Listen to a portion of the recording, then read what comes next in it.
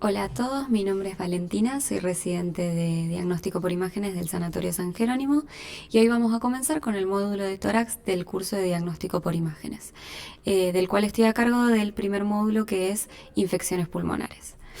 Muy bien, vamos a empezar haciendo un breve repaso de la anatomía pulmonar, comenzando con el lobulillo secundario, que es la unidad estructural funcional más pequeña del pulmón, mide entre 1 y 3 centímetros, contiene entre 3 y 5 acinos, que ya vamos a ver lo que son.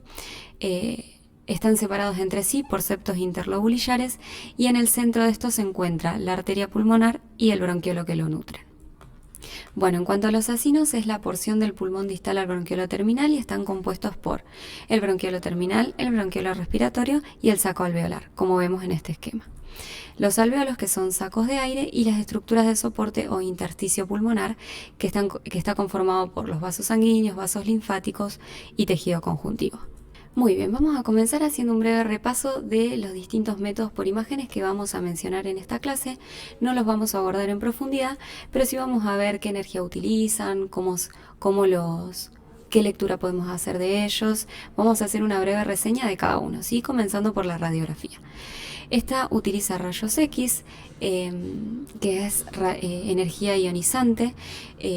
Los rayos atraviesan el cuerpo y son atenuados de manera diferente por los tejidos que se encuentran a su paso. Entonces, a partir de esto, vamos a tener estructuras con un mayor número atómico que van a dificultar el pasaje de los rayos X, como ser el hueso, el calcio o los materiales de contraste, las cuales son llamadas radiopacas.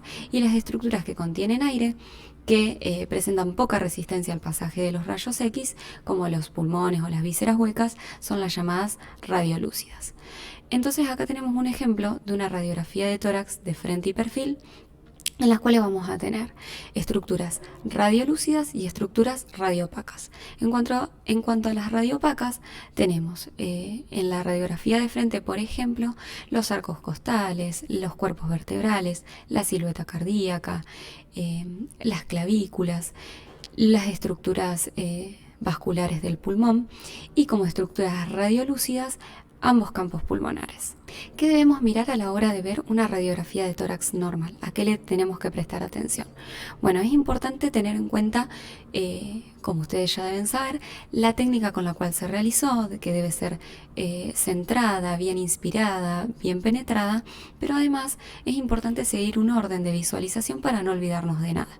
Podemos empezar viendo todo el continente y luego ver el contenido de la cavidad torácica.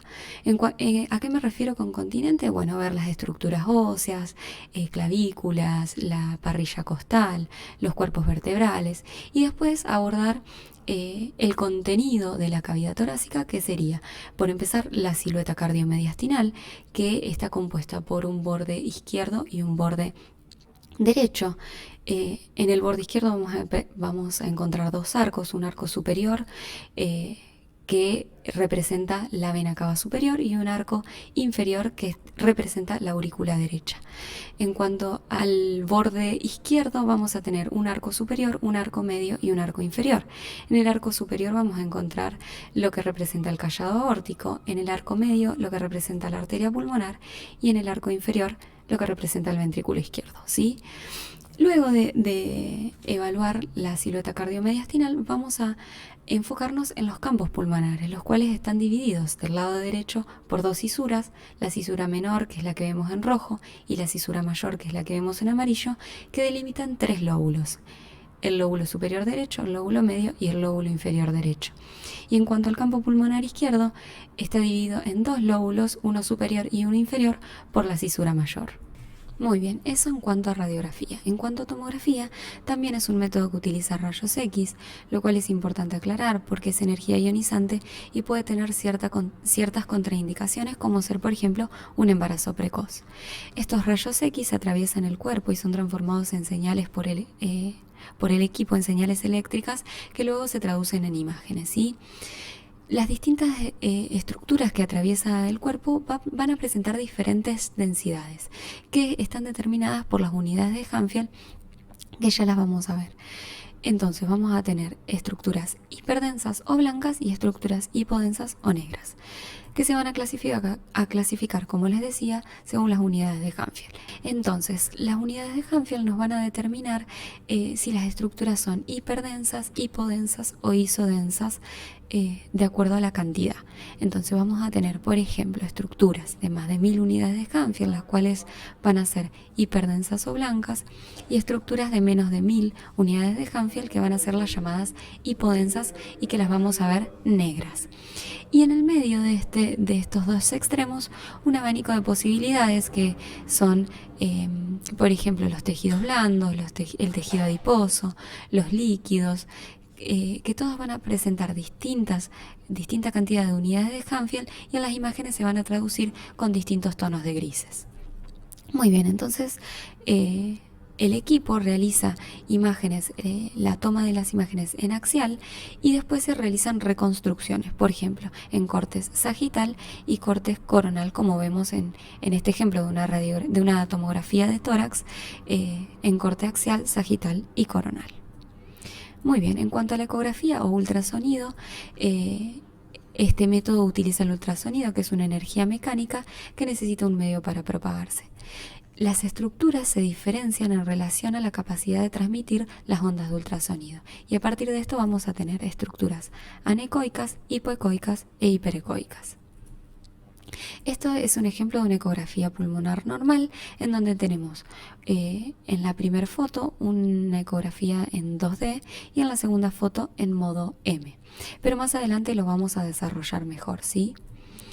Muy bien, empezando entonces con lo que nos compete a esta clase, vamos a ver las distintas alteraciones que puede presentar el parénquima pulmonar y los distintos patrones con los que nos podemos encontrar. Podemos encontrarnos con un patrón de alta densidad, que es aquel en el que hay pérdida del contenido aéreo del pulmón y que ha sido reemplazado por opacidades o infiltrados. Un ejemplo de este es la consolidación y el vidrio esmerilado. El patrón de baja densidad, en donde lo que se presenta es un aumento del contenido aéreo pulmonar, como por ejemplo el enfisema o el atrapamiento aéreo.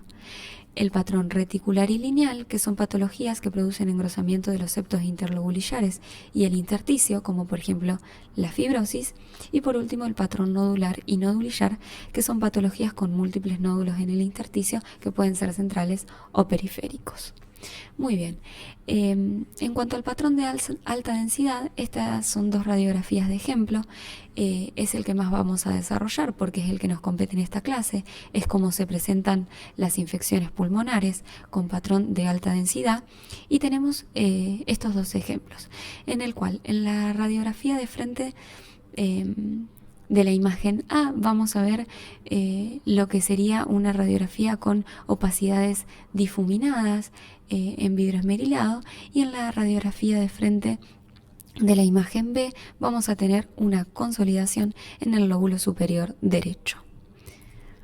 Muy bien, ahí vemos las flechitas que marcan las distintas opacidades y vemos la flecha que marca la consolidación de la imagen B y las imágenes en vidrio esmerilado del campo pulmonar izquierdo. Muy bien.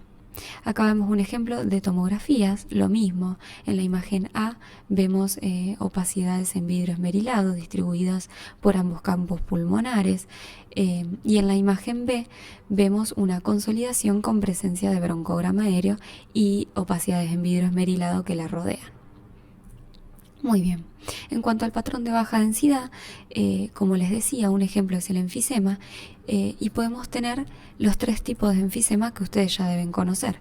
El centrolobulillar, que es aquel que se presenta con destrucción de lo que es el bronquiolo terminal y el bronquiolo respiratorio, pero presenta respeto por el alvéolo, es decir, no hay destrucción alveolar.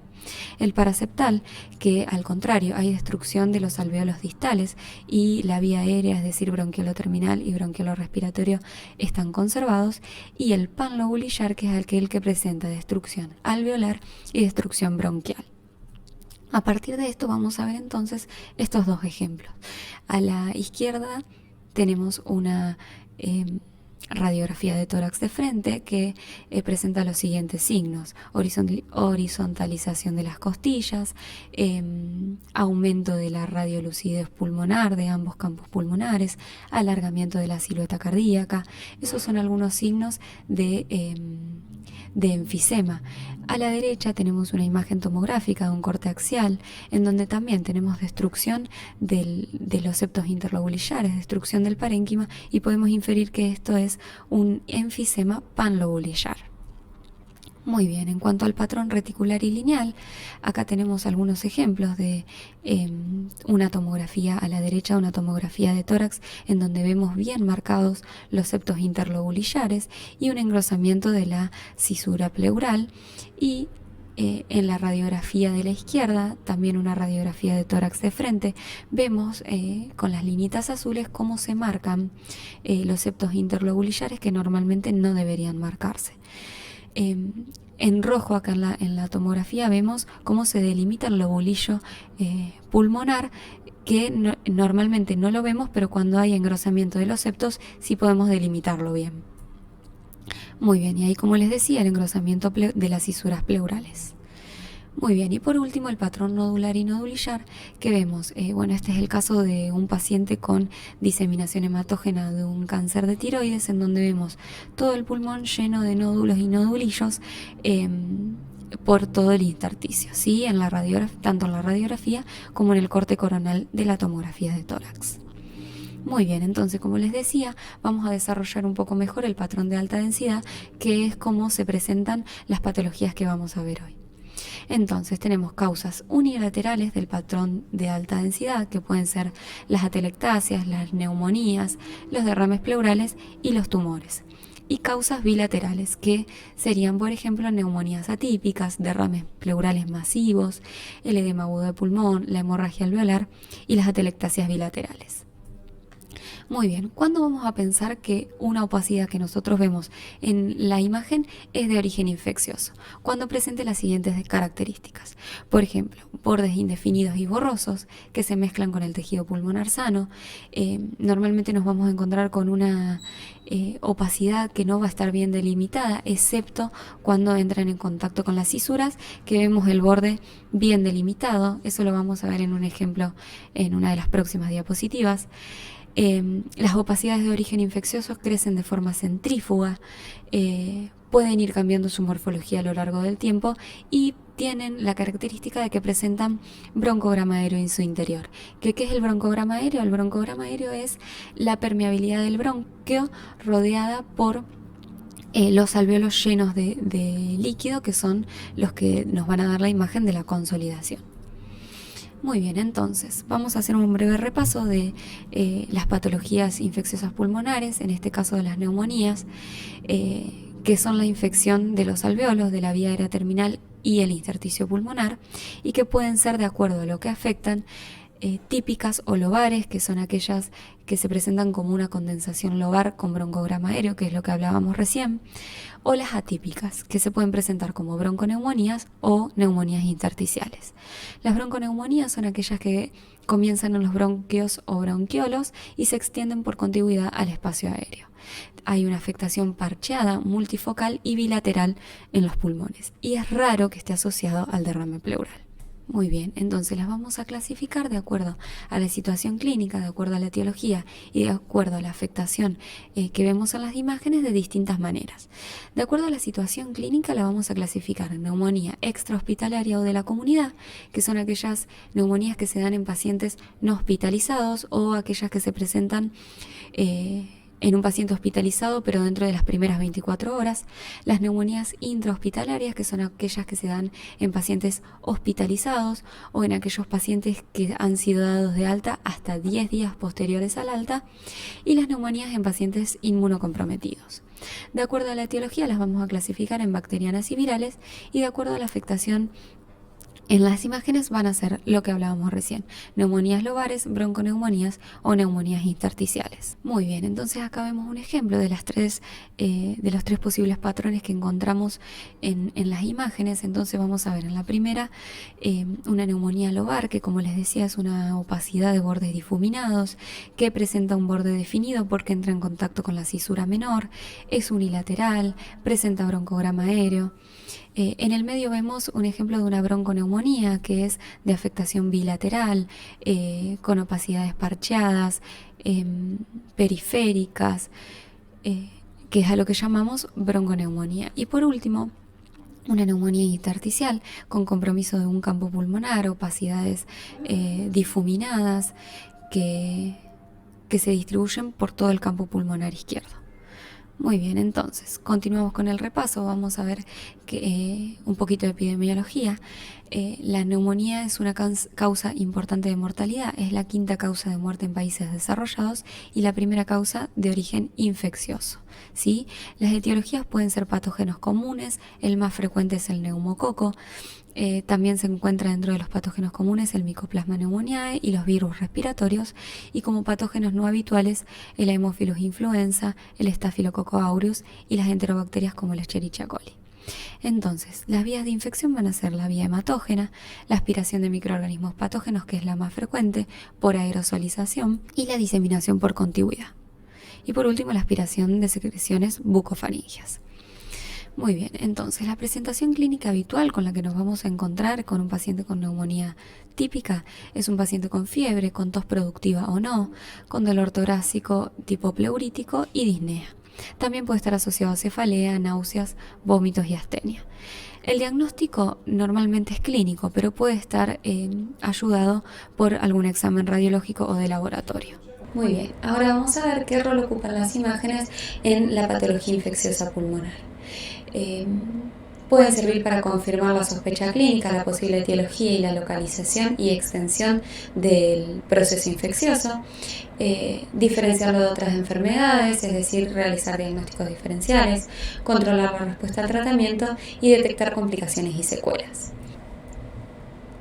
Muy bien, entonces ahora vamos a ver algunos casos clínicos, las imágenes de algunos casos clínicos en donde podemos confirmar la sospecha clínica y determinar la posible etiología de la patología que estamos pensando, ¿sí?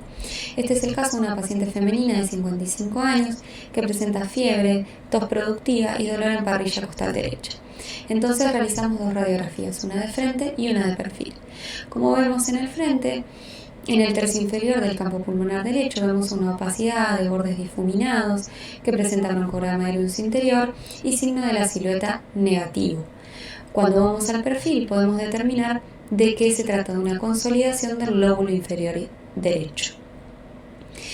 Cuando vemos una imagen así, lo primero que pensamos es que se trata de una neumonía consolidativa, que a priori el microorganismo involucrado sería el neumococo por frecuencia, es el más frecuente.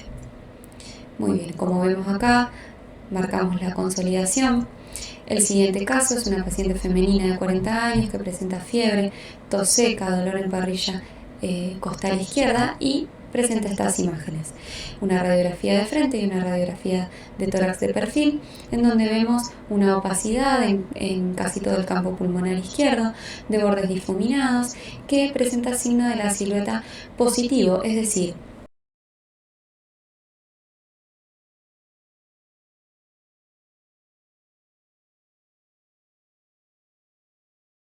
en este caso vemos cómo no se ve bien delimitado el borde de la silueta cardíaca, entonces podemos inferir de que la consolidación se encuentra en el lóbulo superior izquierdo. Vemos el perfil y lo confirmamos. La opacidad se encuentra en el lóbulo superior izquierdo. Muy bien, este es el caso de un paciente masculino de 28 años con tos seca de una semana de evolución y fiebre. Entonces le hacemos una tomografía y vemos estas imágenes. Esta es una tomografía, un corte axial en ventana pulmonar, en donde vemos esta imagen que nos hace sospechar de ocupación de la vía aérea pequeña, la cual produce un patrón muy particular que se llama árbol en brote, porque asemeja justamente esto, un árbol en brote. Este es el caso de un paciente masculino de 20 años que presenta fiebre de 4 días de evolución y le hacemos las radiografías y nos encontramos con esto, una radiografía de frente y una radiografía de perfil en donde vemos opacidades distribuidas por ambos campos pulmonares, de distribución difusa, predominantemente periféricas. Entonces podemos sospechar de que se trata de una neumonía de origen viral. Muy bien, este es el caso de un paciente masculino de 75 años con fiebre, tos productiva y disnea. Le hacemos una tomografía, tenemos una tomografía de tórax en ventana pulmonar, un corte axial y un corte coronal, en donde también vemos opacidades de aumento de la atenuación en vidrio esmerilado, distribuidas por ambos campos pulmonares, de distribución más bien periféricas, tendientes a la consolidación. Entonces podemos inferir que también se trata de una neumonía viral. En este caso se trataba de un paciente con neumonía por el virus H1N1 asociado a derrame pleural.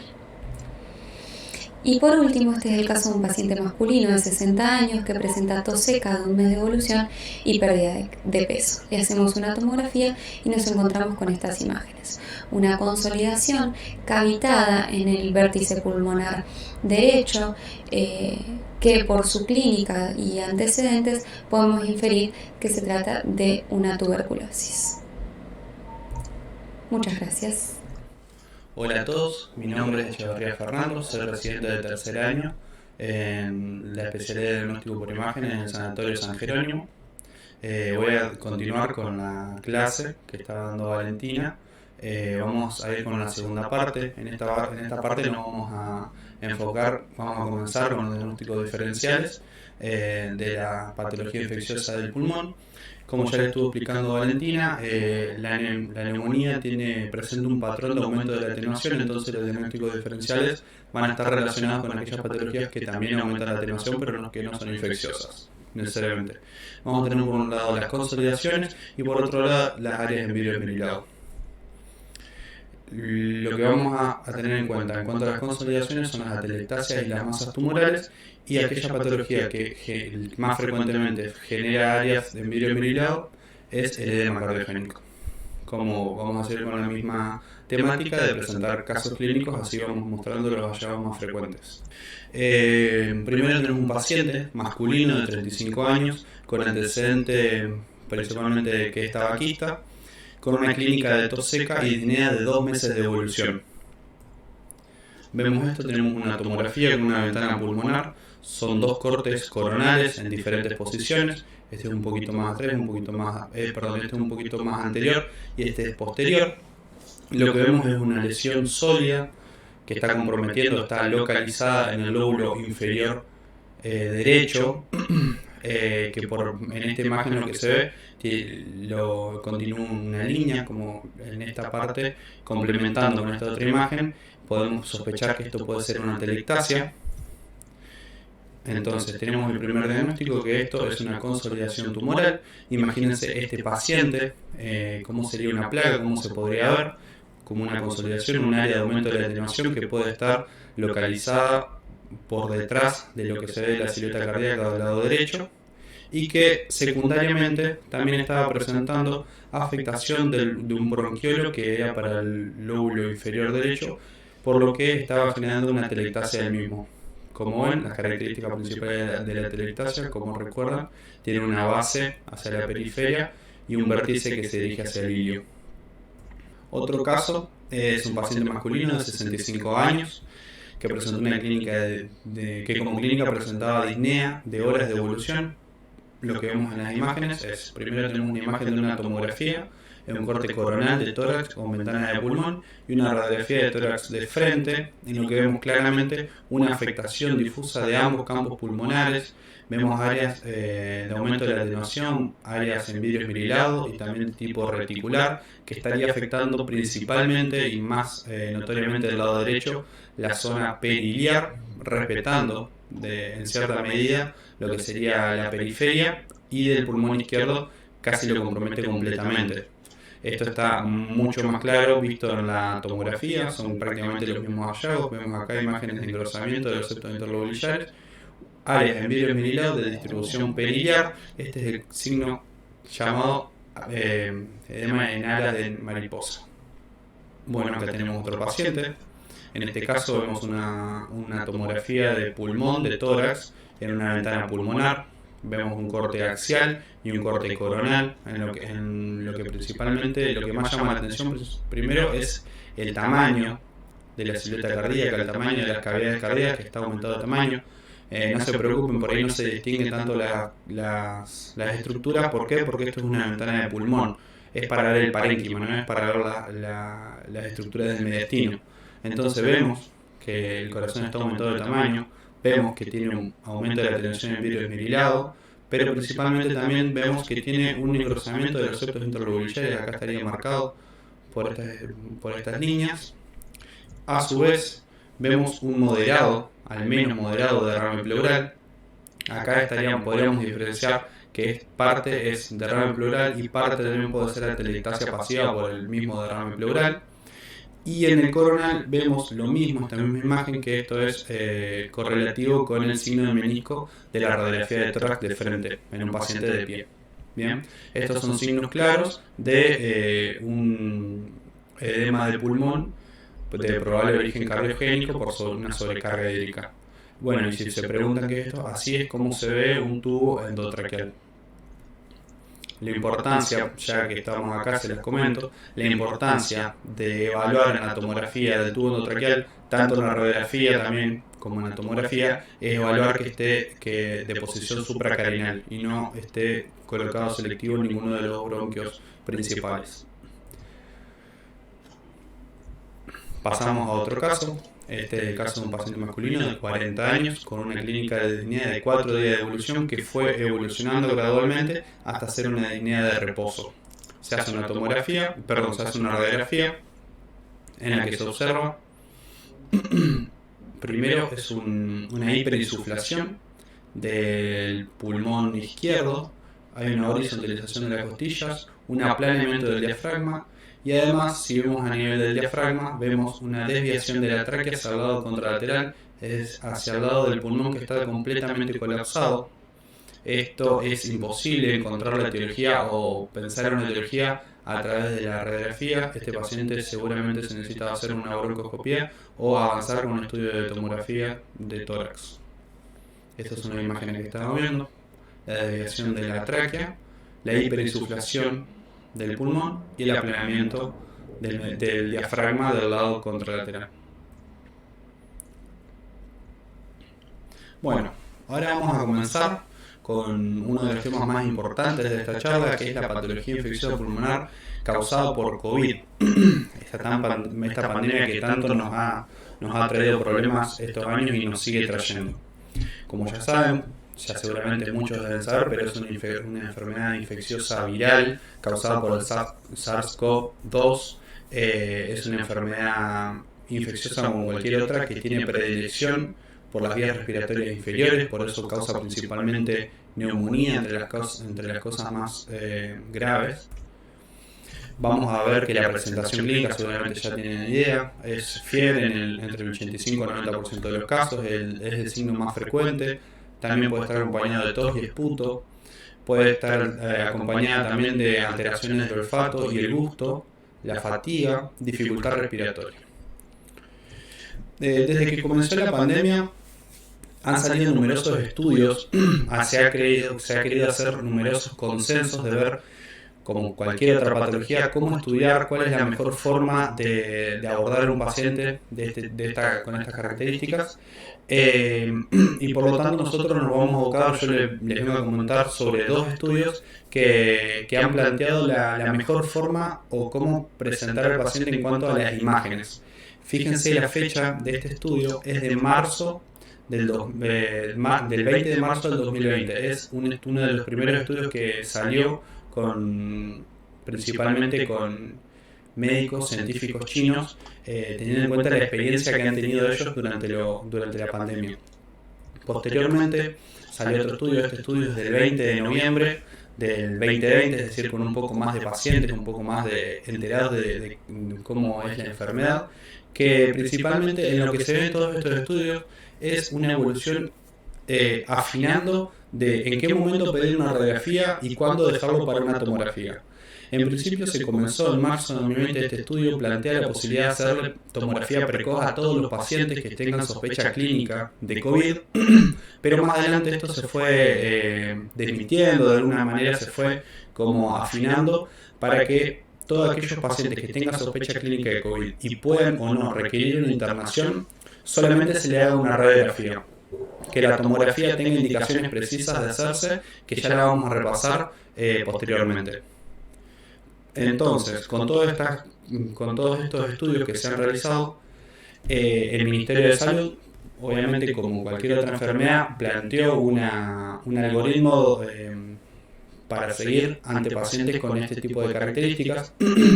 Cómo hacer la evaluación inicial en este tipo de pacientes. Como ven acá arriba, se los dejo, ustedes después lo ven bien este cuadro, pero a grandes cuentas lo que dice es: cualquier paciente que tenga sospecha clínica, por signos clínicos como fiebre, dificultad respiratoria, que es lo que estuvimos viendo, vamos a ver si tiene factores de riesgo o si no tiene factores de riesgo. Aquellos pacientes que no tengan factores de riesgo, se va a evaluar la clínica. Es una clínica que a nosotros nos diga: este paciente se tiene que internar. Aquellos pacientes que no creemos que estén para internar, directamente aislamiento en la casa. Esto es así. Aquellos pacientes que no tienen factores de riesgo, pero que tienen clínica para ser internados, y los que tienen factores de riesgo, se le hace una radiografía de tórax, frente y perfil junto con un laboratorio básico. Entonces, esto nos da la pauta de que todo paciente que se interna tiene que sí o sí tener un estudio de imágenes como para tener un primer parámetro. ¿Qué es lo que se va a buscar en la radiografía? Opacidades, es decir, aumento de la atenuación, que es lo que ya venimos hablando, como cualquier otra enfermedad viral. Una opacidad dudosa, esto ya empieza a hacernos dudar de si el paciente tiene o no COVID, o si la radiografía es normal. Está en aquellos pacientes que la radiografía es normal, pero la clínica es muy sospechosa de COVID, se puede o no hacer una tomografía disponible, esté o no disponible. ¿Estamos? Pero principalmente este tipo de estudios y tanto la tomografía, lo más importante es que nos va a definir a dónde va a ir el paciente. Si va a ir a terapia intensiva, si va a ir a internación a una sala destinada para pacientes de COVID, o si se va a ir a aislamiento de baja complejidad por el tema de la pandemia, que no estaría internado sin necesidad clínica realmente.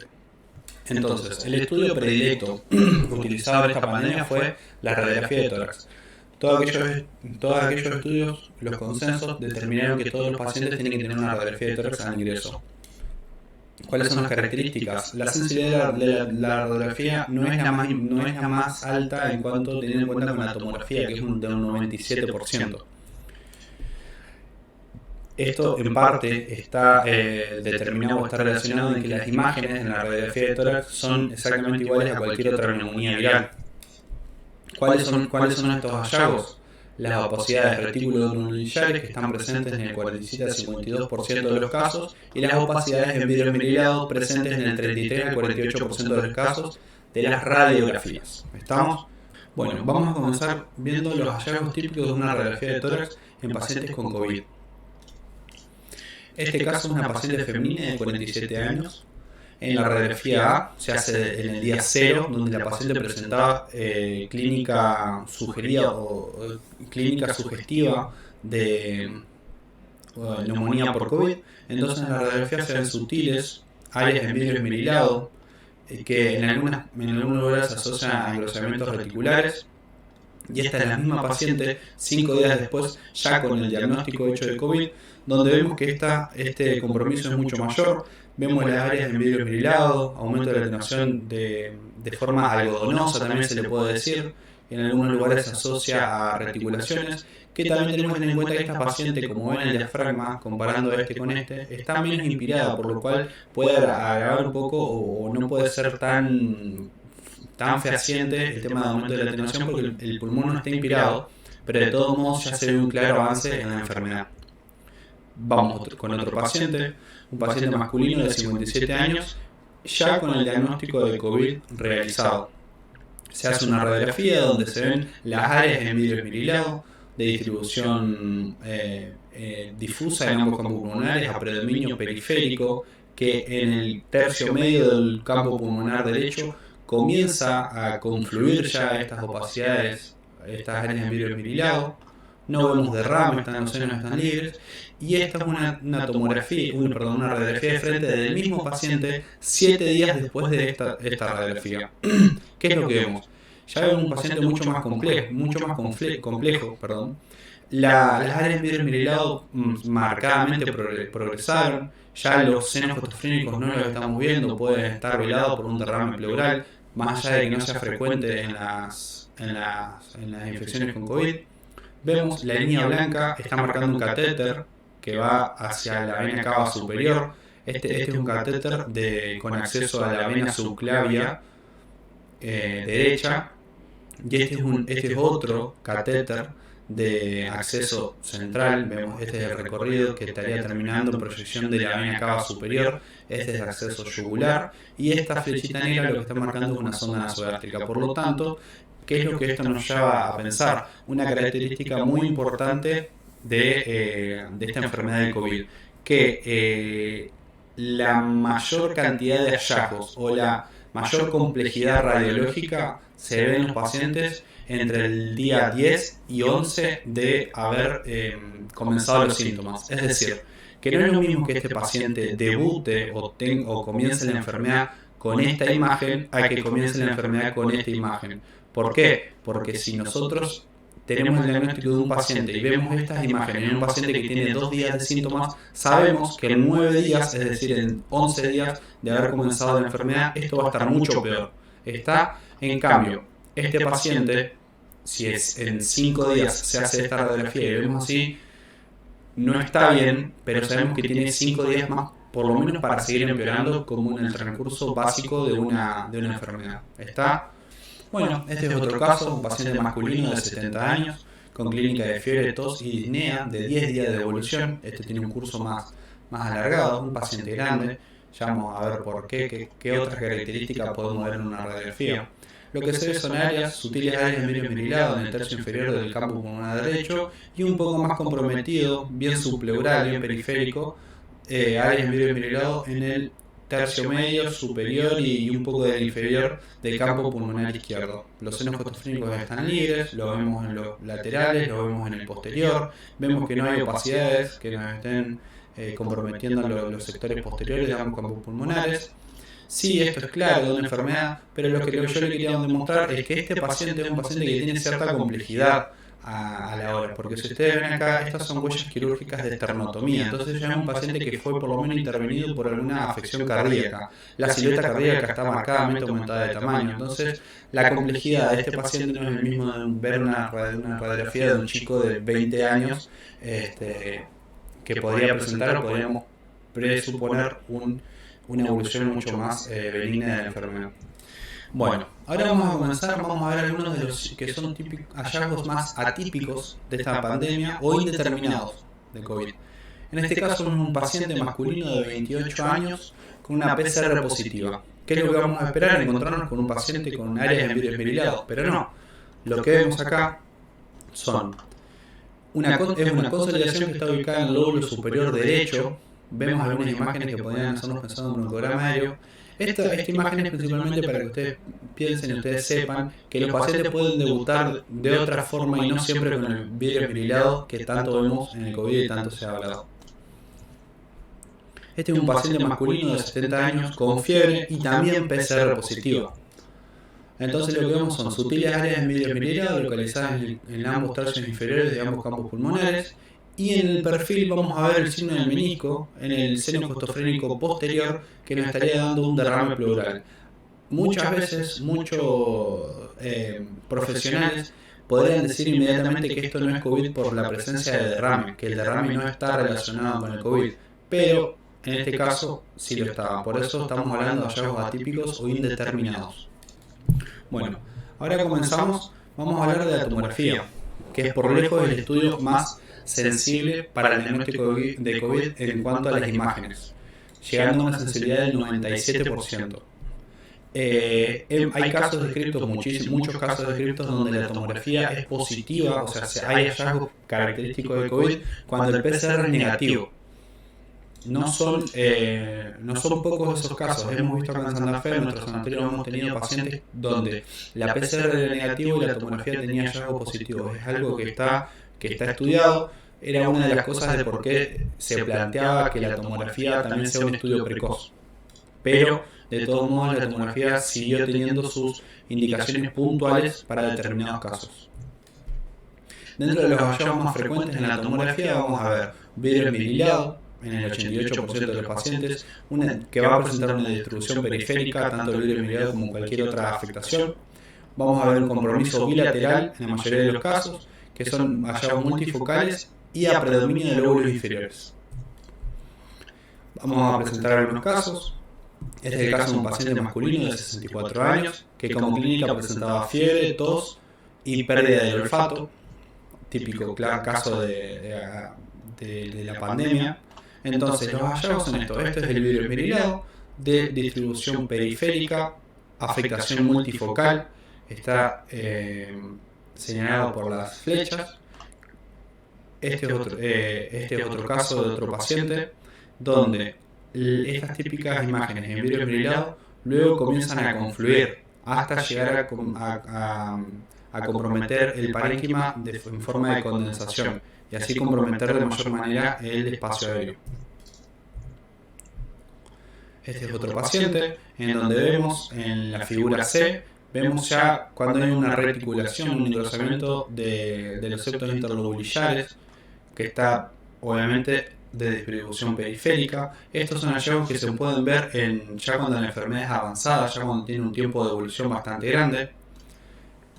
Esto es cuando estaría evolucionando de manera correcta la enfermedad, cuando empiezan a haber reticulaciones. Por el contrario, cuando empiezan a haber engrosamiento de los septos interlobulillares, el vidrio esmerilado comienza a hacerse con mayor intensidad y nos da un patrón en crazy paving o pavimento, o como en las calles de adoquines que se ven así, que están todos los lobulillos, todos seccionados por aumento de la atenuación de los septos interlobulillares.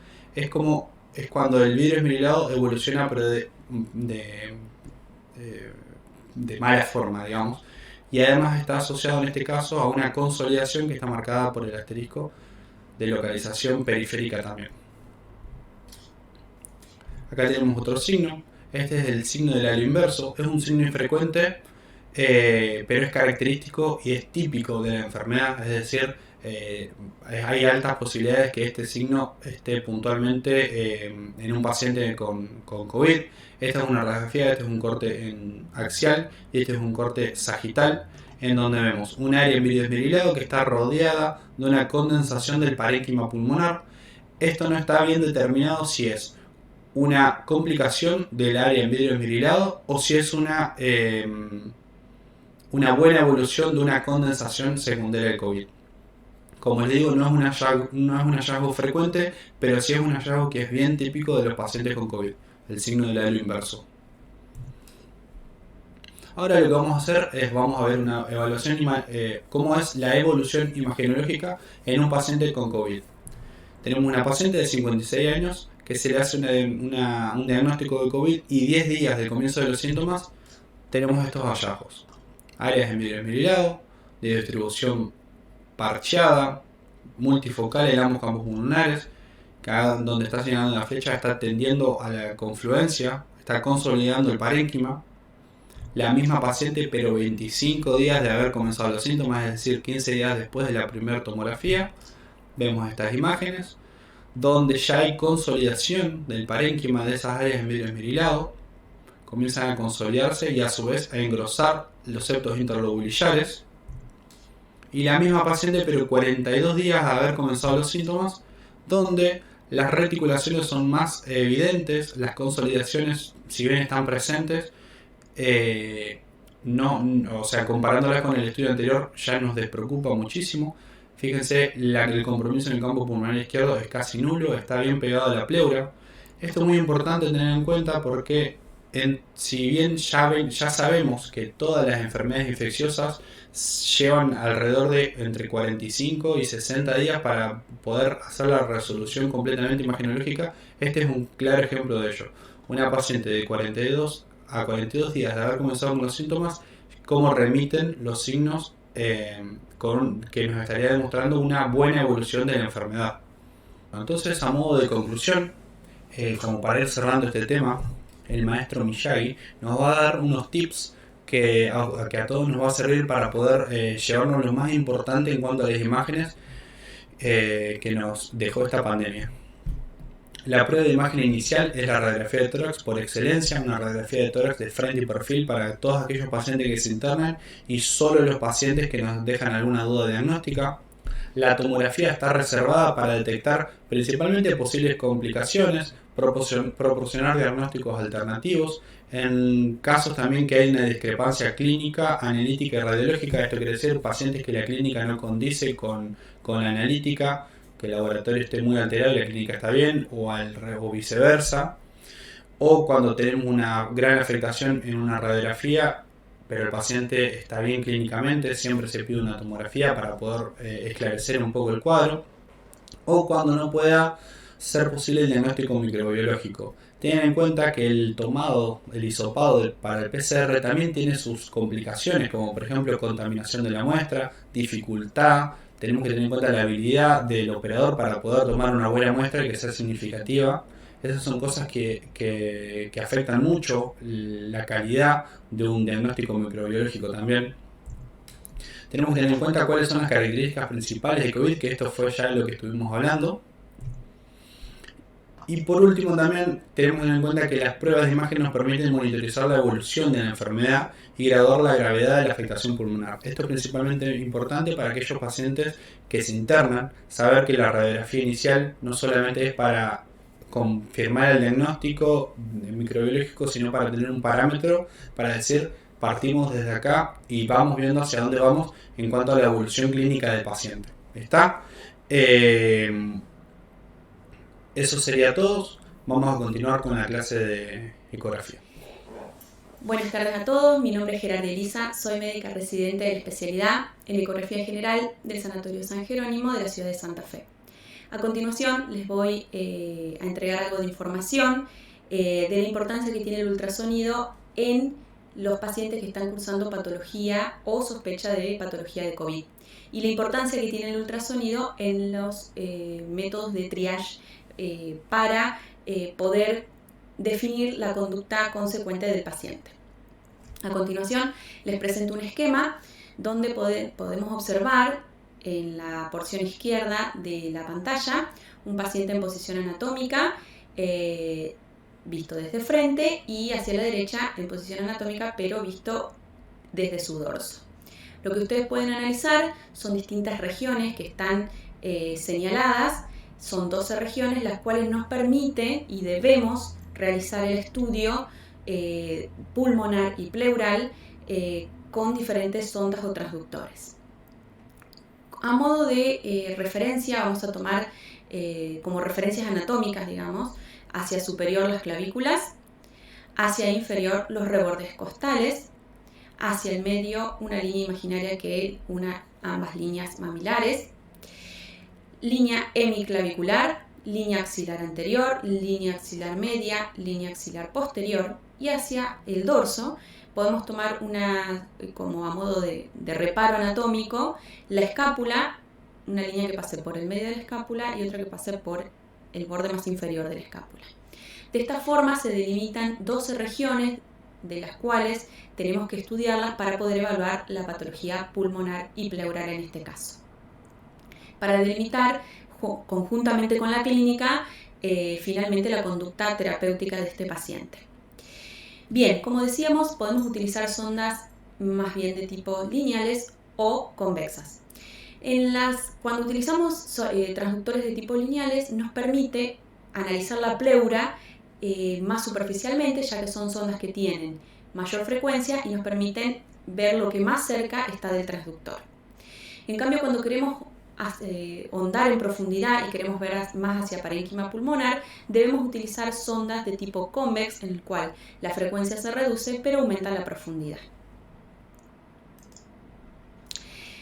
No solo para indicaciones de COVID se utiliza lo que es ecografía pulmonar o pleural, sino también que tenemos otras indicaciones, como ser las enfermedades del espacio pleural, entre ellas el derrame pleural, el engrosamiento pleural, las masas pleurales, la importancia de visualizar los neumotórax, las enfermedades del parénquima pulmonar, neumonía, abscesos pulmonares, neoplasias, embolismo, fallas cardíacas y malformaciones arteriovenosas. En cuanto a lo que se refiere a enfermedades de la pared torácica, el ultrasonido nos permite definir enfermedades de tejidos blandos, ganglios linfáticos o alguna anormalidad que se presente en las costillas o en las partes blandas de la pared torácica. Y por qué no, también evaluar las enfermedades diafragmáticas, la movilidad del diafragma y sospechar en casos de parálisis diafragmática o hemidiafragmática en aquellos pacientes que tengan clínica sospechosa de esta patología. A continuación vamos a ver un video en el cual vamos a ver la anatomía normal de el deslizamiento o signo de sliding pleural. Esta es una ecografía que realizamos aquí en el sanatorio, como pueden observar. Esta estructura que aparece hacia la derecha es el pulmón, ¿sí? Este órgano sólido, y ustedes pueden observar que se produce un deslizamiento. Esta línea ecogénica o blanca que ven allí, que se desliza, no es más que el deslizamiento de una pleura sobre la otra. Esto nos está indicando de que hay un deslizamiento correcto de la pleura y que no hay ningún proceso patológico que me esté impidiendo dicho deslizamiento. También podemos observar la sombra de las costillas, ¿sí? La sombra de las costillas al ser hueso tienden a absorber los ecos, entonces no deja pasar los ecos hacia posterior. Esto es un signo de deslizamiento normal o signo de sliding normal pleural. Importante es también determinar y saber que cuando realizamos el triage, sobre todo en los pacientes que son sospechosos de COVID, tenemos que saber que primeramente debemos colocarnos los elementos de protección personal y los elementos de protección también para con el equipo, porque si vamos a utilizar el equipo para definir conductas y entre varios pacientes, tenemos el riesgo de ir llevando la infección a otros pacientes, entonces es muy importante la higiene del equipo entre cada paciente. Y al finalizar la jornada, también es muy importante determinar el tiempo que vamos a tener entre cada paciente. Aproximadamente se recomienda entre 5 a 8 minutos el examen completo de estas 12 regiones que estuvimos viendo anteriormente. En el caso de que el paciente, por ejemplo, se encuentre en terapia, obviamente no vamos a poder realizar la observación de las regiones posteriores del dorso, porque el paciente se encuentra en decúbito. Entonces vamos a tan solo analizar las regiones anteriores y laterales.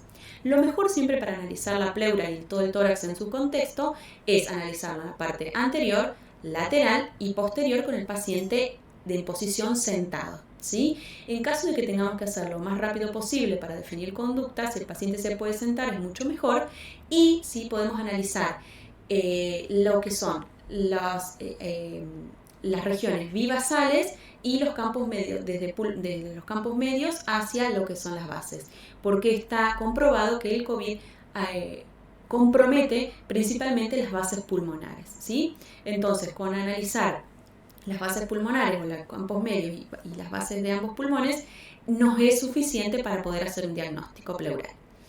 Muy bien, entonces hagamos de cuenta que recibimos un paciente y estamos haciendo un triage con el ultrasonido.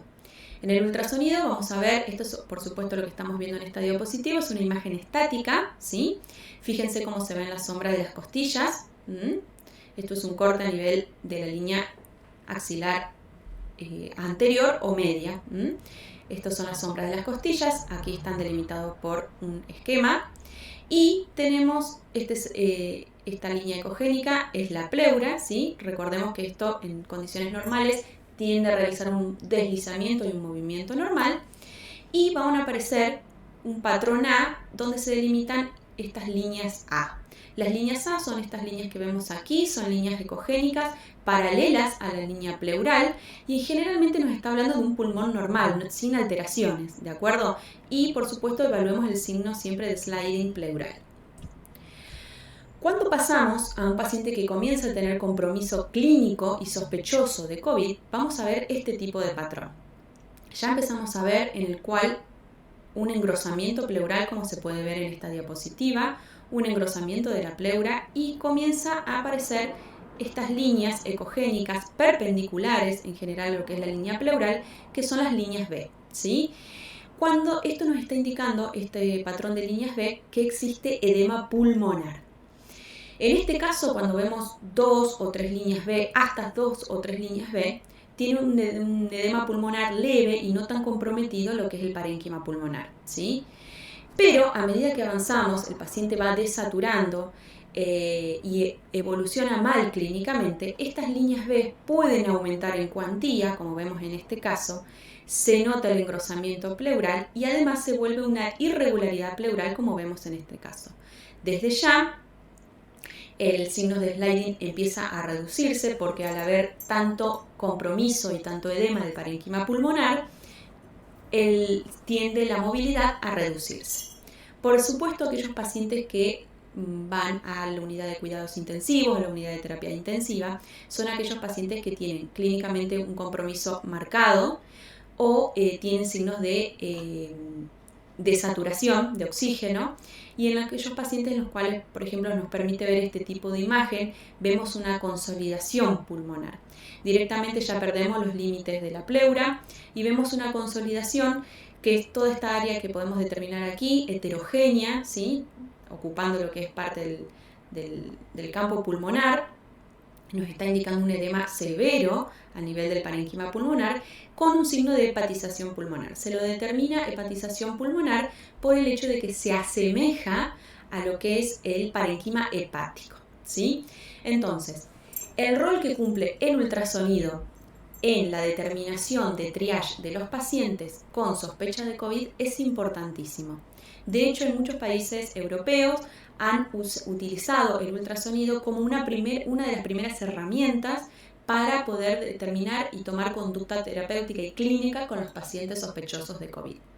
Por supuesto, recordemos que el ultrasonido tiene pleural, tiene además muchísimas otras indicaciones como las que estuvimos viendo en las diapositivas anteriores, y recuerden las que siempre que estén en manos de expertos se puede hondar en los diagnósticos clínicos. Muchísimas gracias, espero que lo hayan disfrutado.